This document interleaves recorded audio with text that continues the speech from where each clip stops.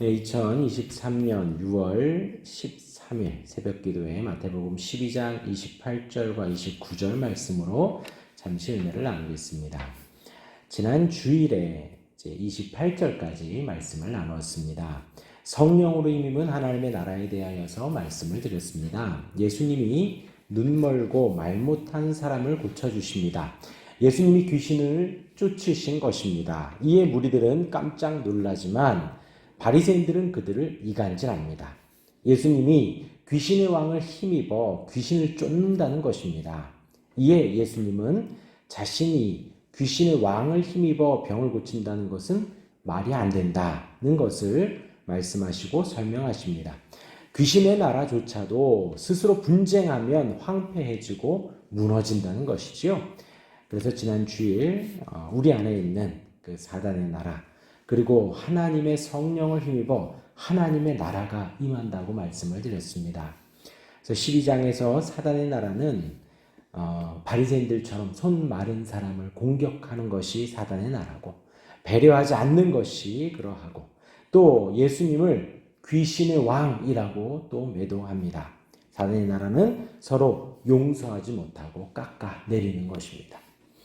분쟁합니다. 그것이 바로 사단의 나라, 귀신의 나라라고 말씀을 드렸습니다. 그러나 하나님의 성령은 우리로 용서하게 하고 용납해주고 또 분쟁하지 않습니다. 하나가 되게 하십니다. 사랑과 자비와 평강과 감사가 넘친다 말씀을 드렸습니다. 그러면서 지난 주일에 골로새서 말씀으로 마무리를 했습니다. 한 번 더 제가 골로새서 3장 12절에서 17절까지 말씀을 읽어드리겠습니다. 하나님의 이제 성령을 힘입는 것이 무엇인지 말씀하고 있는데 12절 읽어드리면요. 그러므로 너희는 하나님이 택하사 거룩하고 사랑받는 자처럼 긍휼과 자비와 겸손과 온유와 오래 참음을 옷 입어라 라고 바울이 말합니다. 그러니까 긍휼이 우리가 옷 입는 것이죠. 하나님의 성령으로 긍휼의 옷을 입는 것입니다. 그런 그 반대 마귀의 옷을 입는 것은 불쌍히 여기지 않는 것이죠. 긍휼히 여기지 않는 것이죠. 자비 또 그 반대는 무자비한 것이죠. 또 겸손과 온유라고 했는데 그 반대는 교만함과 또 온유의 반대말 폭력적이다 볼 수 있겠죠. 또 오래 참음을 옷 입으라 했습니다. 인내하는 것인데 오래 참지 못하는 것, 금방금방 변하는 것을 말하지요. 그러한 것을 옷 입는 것입니다. 예수님의 모습과 똑같습니다. 그리고 바울이 이러한 옷을 입으라고 합니다. 그 말은요, 우리 안에는 이것이 없다라는 거예요. 그리고 만약에 아까 말씀드린 대로 반대로 긍휼히 여기지 못하고 무자비하고 교만하고 폭력적이고 온유하지 못하고 또 오래 참지 못하는 것, 우리의 모습은 사단의 나라가 임할 때 그러할 텐데 이러한 것을 덧입으라는 것이죠. 옷 입으라는 것이죠. 그것이 하나님의 성령을 힘입어 옷을 입는 것이다 라는 것입니다. 그리고 13절에 누가 누구에게 불만이 있거든 서로 용납하여 피차 용서하되 이것이 성령에 힘입은 것이다라는 것. 그럼 그렇지 못하다면 서로 용납해 주지 못하는 거예요. 내가 이 사람을 받아들여 주지 못하는 것입니다. 또 용서해 주지 못하는 것입니다. 주께서 너희를 용서하신 것 같이. 그러니까 우리가 용서할 수 있는 이유는 우리가 용서함 받았기 때문이에요.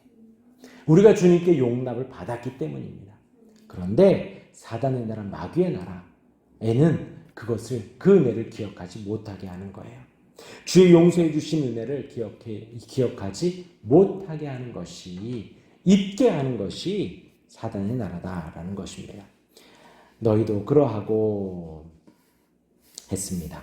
그리고 이제 14절에 이제부터가 이제 13절까지가 하나님의 성령을 입은 것이고 14절부터가 하나님의 나라라고 말씀을 드렸습니다. 14절에 이 모든 것 위에 사랑을 더하라. 이는 온전하게 매는 띠니라.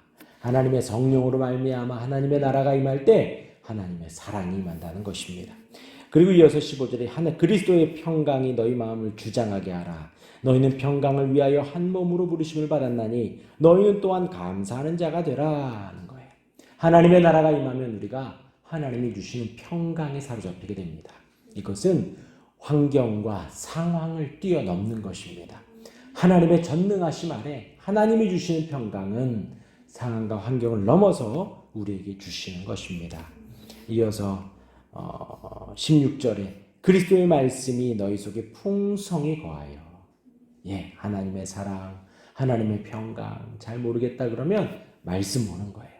그리스도의 말씀이 나를 주장하도록 그리스도의 말씀이 너희 속에 풍성히 거하여 모든 지혜로 피차 가르치며 권면하고 시와 찬송과 신령한 노래를 부르며 감사하는 마음으로 하나님을 찬송하고 하나님을 찬양하고 노래하고 감사라는 것이죠.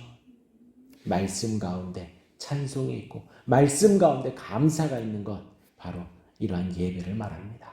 예배 가운데 하나님의 나라를 경험하라는 것이죠. 이어서 17절에 또 무엇을 하든지 말에나 이래나 다 주 예수 그리스도의 이름으로 하고 그를 힘입어 아버지 하나님께 감사하라. 이것이 하나님 나라라는 거예요. 하나님의 성령으로 말미암아 하나님의 나라를 경험하는 우리가 되기를 바랍니다. 이것이 28절까지의 말씀이었습니다. 28절에 그러나 내가 하나님의 성령을 힘입어 귀신을 쫓아내는 것이며, 우리에게 귀신, 사단의 나라가 혹 내 세상의 모습이 있을 때에 하나님의 성령으로 말미암아 그것을 쫓아내고 하나님의 나라가 우리 안에 이미 임한다는 거예요. 그러할 때에 28절 말씀을 읽었지요. 29절의 말씀이 28절의 말씀을 덧붙이는 것입니다. 28절은 하나님의 성령이 귀신을 쫓아낸다는 것입니다. 그러면 하나님의 나라가 임한다는 것이에요. 그리고 오늘 29절의 말씀은 이에 대한 부연 설명입니다. 예수님은 도둑이 남의 집에 들어가려면 먼저 강한 자를 결박하고선 그 세간을 강탈한다는 거예요. 사람들의 당연한 인식을 언급하죠. 도둑이 왔는데 힘도 없고 톡 치면 넘어질 것 같고 금방 무너질 것 같고 그렇게 약한 사람이 오지 않죠. 도둑이 강도가 들어오면 가장 강한 사람부터 제압하고 그 다음에 세간을 강탈해 가는 것과 같다는 거예요. 예수님보다 적극적으로 강한 자인 사단의 세력을 쳐부수고 계심을 선언하는 것입니다. 그러니까 하나님의 성령으로 하나님의 나라가 임한다. 하나님의 성령으로 귀신의 나라를 제압하는 것이 맞다. 하나님의 능력으로 강한 자를 공격해서 사로잡힌 자들을 해방시킨다는 것입니다. 예수님은 이미 광야에서 사단의 유혹에서 승리하셨습니다. 40일 금식하시고 사단이 이제 시험했을 때 예수님이 승리하셨죠. 말씀으로 승리하셨죠. 이제는 사단을 마음대로 쫓아내시는 거예요. 지금 여태까지의 상황이 그런 것이죠. 말 못하게 하고 보지 못하게 하는 그 사람을 귀신을 쫓아내서 고치셨습니다. 그러니까 그 40일 금식 후에 사단의 유혹에 승리하신 이후 예수님은 그 사단의 권세, 예수님의 권세 아래에 있죠. 사단을 마음대로 쫓아내십니다. 구약 성경에서는 하나님은 이스라엘의 편에서 싸우시는 강한 용사로 묘사가 됩니다. 곧 하나님의 성령이 귀신을 쫓아낸 것처럼 귀신의 세력, 사단의 세력을 가장 강한 하나님의 성령이 결박했음을 29절에서 말씀을 하고 있습니다. 사단의 세력을 이미 결박했으니 그 세간을 강탈합니다. 그들에게 빼앗긴 하나님의 백성을 하나님의 성령이 능력으로 빼앗아 오고 다시 회복시키신다는 것입니다. 우리가 죽음 가운데 죄악의 세력 가운데 있었는데 가장 강한 하나님의 성령이 우리를 회복시켜 주신 것입니다. 우리를 살려주신 것입니다. 그래서 우리는 긍휼과 사랑과 자비를 옷 입어 사랑 가운데서 평강과 감사를 하는 것입니다. 그것이 아까 말씀드린 대로 하나님 나라 가운데 살아가는 것입니다. 오늘 하루도 그 은혜 안에 하나님 나라 안에 살아가시는 저와 여러분들이 되기를 주님의 이름으로 축원합니다. 아멘. 기도하겠습니다.